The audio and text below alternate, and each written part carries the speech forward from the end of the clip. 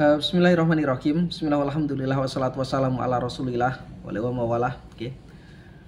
Kita akan meneruskan pembahasan kedua. Kita saat ini akan membahas tentang i'rab, tentang kalimat yang mu'rab dan kalimat yang mabni. Oke.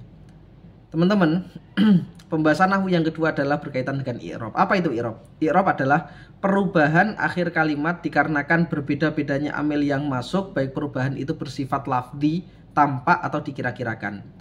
Tagyiru awakhiril kalimi likhtilafil awamil dakhilati alaiha lafdhon au takdiron. Maka yang dinamakan dengan i'rab itu adalah perubahan akhir kalimat. Akhir kalimat ini bisa berubah, baik perubahannya itu bersifat harokat atau perubahannya itu ada hurufnya.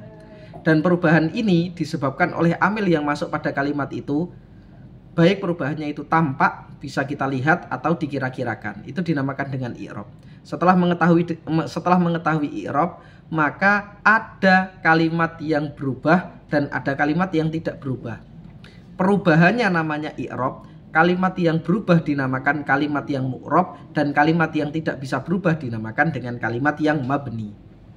Kalimat mu'rab, kalimat yang bisa berubah, kalimat mabni, kalimat yang tidak bisa berubah. Oke, selesai.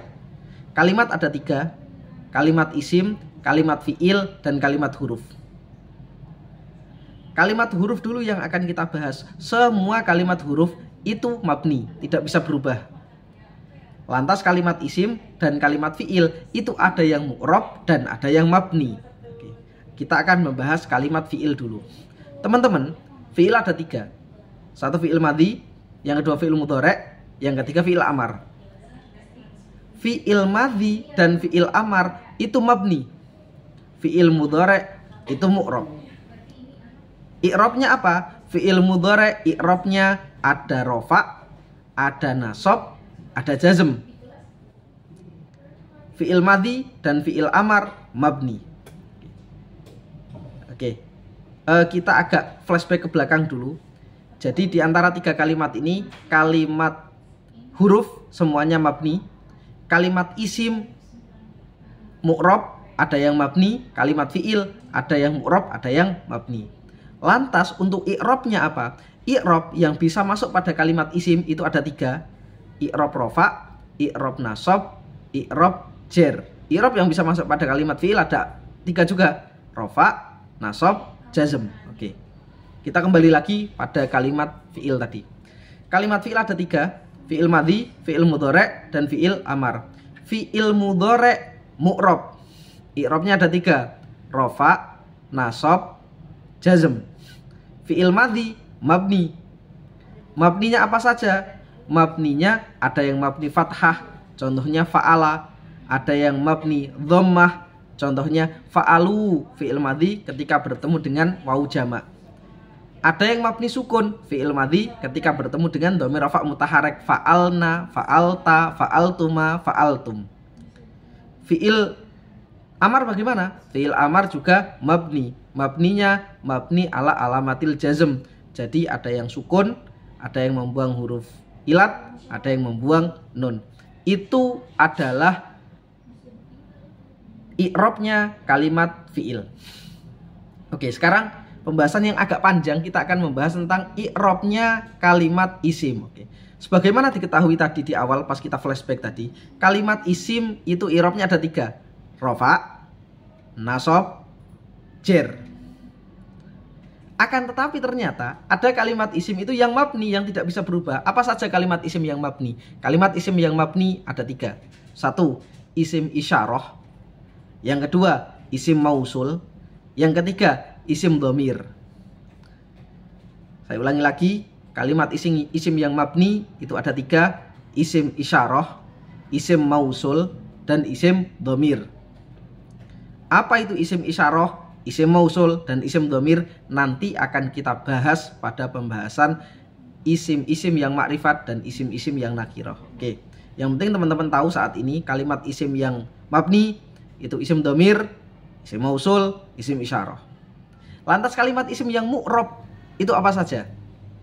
Kalimat isim yang mu'rab, kalimat isim yang bisa berubah, kalimat isim yang bisa di-i'rabi itu ada 10. Isim mufrad, isim tasniyah, jamak taksir, jamak mudzakkar salim, jamak muannas salim, asmaul khamsah, isim ghairu munsharif, isim mangkus, isim maksur, dan isim yang mudhaf pada ya mutakalim. Ada 10. Kita akan bahas satu-satu. Ini pembahasan agak panjang, akan tetapi ya teman-teman tolong dicatat untuk bahan teman-teman ya. Mohon maaf kita laksanakan pembelajarannya via online seperti ini ya, karena keterbatasan waktu dan kita mengejar banyak hal. Yang pertama adalah isim mufrad. Isim mufrad itu apa? Isim mufrad adalah isim yang menunjukkan arti satu. Muhammadun, satu Muhammad, kitabun, satu kitab, maktabatun, satu kantor. Isim yang menunjukkan arti satu dinamakan isim mufrad. Isim mufrad ini i'rabnya ada 3. Rafa, nasab, jer.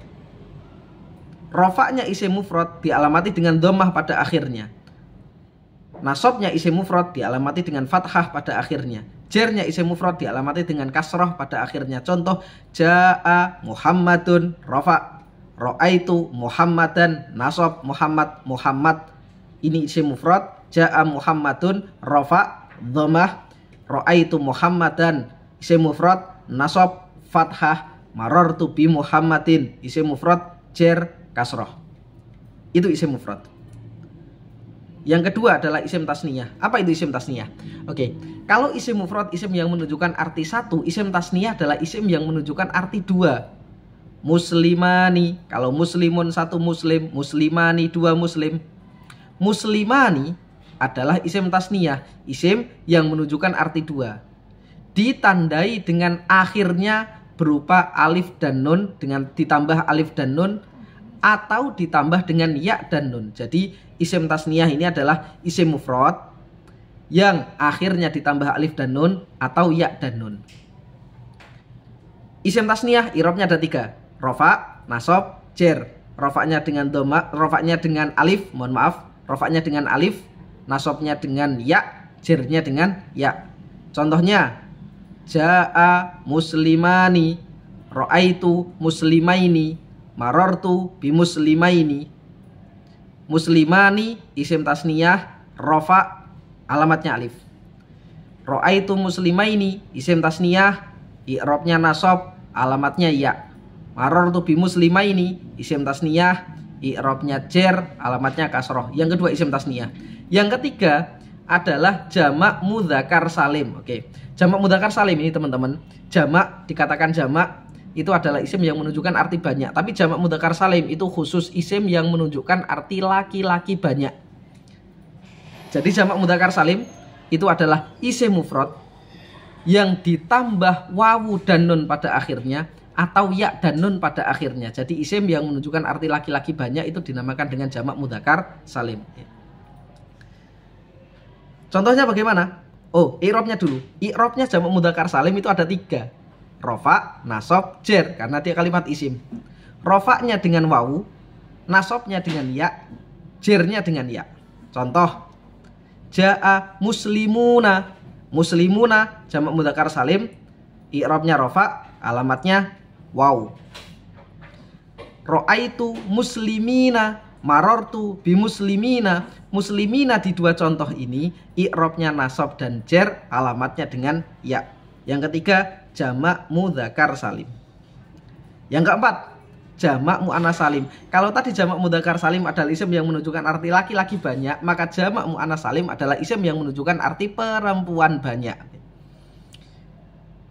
Isim tasniyah, jamak mudzakkar salim, dan jamak muannas salim ini adalah isim yang berubah dari mufradnya. Kalau isim tasniyah tambahannya tadi adalah alif dan nun atau ya dan nun. Kalau jamak mudzakkar salim tambahannya wawu dan nun atau ya dan nun. Maka jamak muannas salim isim yang menunjukkan arti perempuan banyak yang berubah dari mufradnya, itu tambahannya adalah alif dan ta. Muslimatun 1 muslimah, muslimatun banyak muslimah. Jamak muannas salim. I'rabnya bagaimana? Jamak muannas salim itu adalah i'rabnya ada 3. Rafa, nasab, jer. Rafa'nya dengan dhammah, nasabnya dengan kasroh, jernya dengan kasroh. Contoh, ja'at muslimatun, rafa, dhammah. Ra'aitu muslimatin, nasob kasroh. Marortu bimuslimatin jer kasroh. Oke, teman-teman, kami ulangi lagi. Bahwasanya tanda i'rob itu berada pada akhir kalimat. Jadi kalau pengen tahu tanda i'robnya apa, dilihat di akhir kalimatnya. Kalimat huruf aslinya ya. Yang keempat adalah jamak mu'annas salim. Yang kelima adalah jamak taksir. Oke, kita akan bahas sedikit saja karena nanti jamak taksir akan kita bahas di satu video khusus. Jamak taksir adalah isim yang menunjukkan arti banyak. Entah itu baik untuk laki-laki ataupun untuk perempuan, terserah. Dan berubah dari mufradnya. Tapi berbeda dengan jamak mudzakkar salim, berbeda dengan jamak muannats salim. Jamak taksir itu perubahannya tidak beraturan. Kadangkala ditambah hurufnya, kadangkala dikurangi. Kadangkala harokatnya berubah, kadangkala harokatnya tidak. Kadang-kadang ada yang hurufnya ditambah, ada yang hurufnya dikurangi. Pokoknya tidak beraturan jamak taksir ini. Oleh karenanya nanti akan kita bahas secara khusus. Kita kasih satu contoh saja. Rojulun artinya adalah satu laki-laki. Rojulani, dua laki-laki. Kalau banyak laki-laki, rijalun. Jadi rojulun menjadi rijalun. Rojulun mufrad, rijalun jamak taksir. Oke. Kitabun satu kitab, kitabani dua kitab, kutubun banyak kitab. Kitabun isim mufrad, kutubun jamak taksir. Oke. Kita kasih dua contoh saja, nanti jamak taksir akan kita bahas secara khusus. I'robnya bagaimana? I'robnya jamak taksir ada 3, rofa, nasob, jer. Rofaknya dengan domah, nasobnya dengan fathah, jernya dengan kasroh, seperti i'robnya isim mufrad. Ja'a rijalu, ja'ar rijalu, ro'aitur rijala, marortu bir rijali. Ar-rijalu rofa, domah, ar-rijala nasob, fathah, ar-rijali i'robnya jer, kasroh. Yang kelima adalah jamak taksir. Oke. Selanjutnya, yang keenam adalah isim ghairu munsharif. Begitu pula isim ghairu munsharif ini nanti akan kita bahas secara khusus di satu video. Tapi isim ghairu munsharif itu adalah isim yang tidak menerima tanwin. Itu dinamakan isim ghairu munsharif. Jadi saya ulangi lagi, isim ghairu munsharif adalah isim yang tidak menerima tanwin. Kenapa isim ini tidak menerima tanwin? Karena dia mempunyai ilat atau mempunyai penyakit.